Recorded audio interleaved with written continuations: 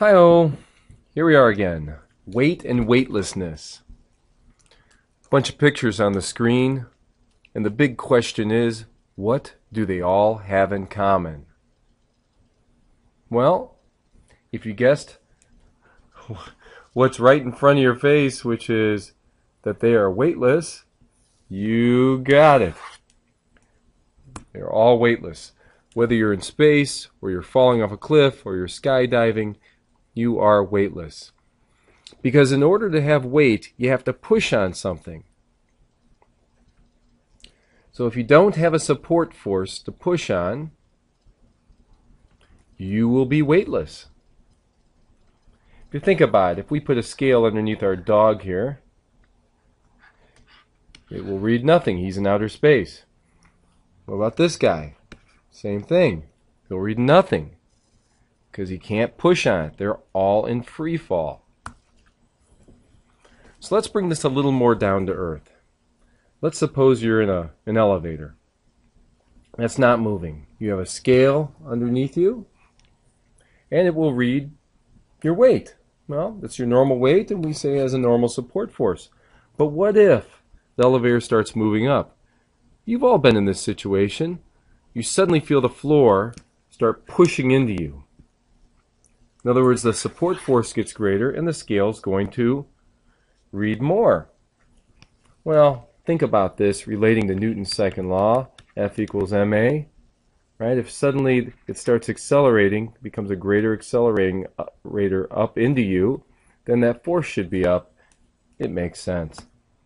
What if it's the other way? You've been in an elevator where it suddenly starts going down, and you feel your legs as if they're not pushing as hard.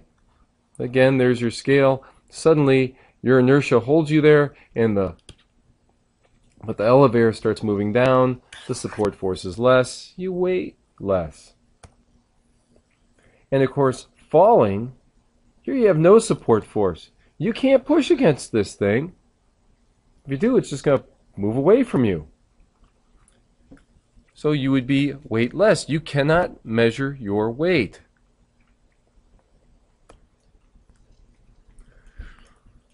So, now that we know you're weightless, does gravity still affect you?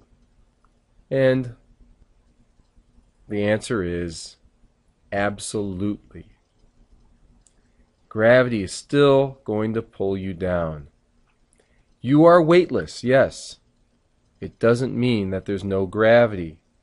Years ago, NASA and the news would all say, there's no gravity, they're free of Earth's gravity. No, you're never free of Earth's gravity. It still has an effect on you. You just lack a support force. You are weightless. Let's talk for a moment about tides. Why do we have them? Well, first off, what are they? Well, as the Earth rotates, as you can see in my picture, it moves, and this is a very simplistic view. In fact, pretend there's no continents.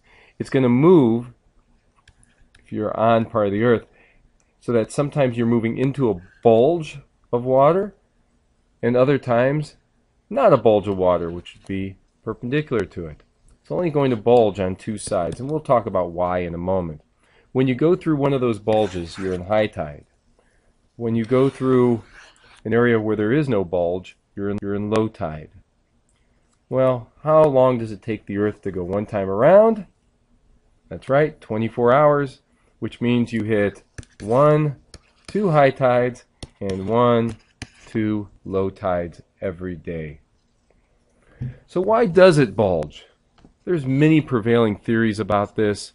We're going to only look at one. Look at the distance that the moon is from A, and the distance that the moon is to B, and the distance that the moon is to C. Which gets pulled on the hardest? That's right, A. So it's easy to see, I think, that the side closest to the Earth is going to be pulled the hardest.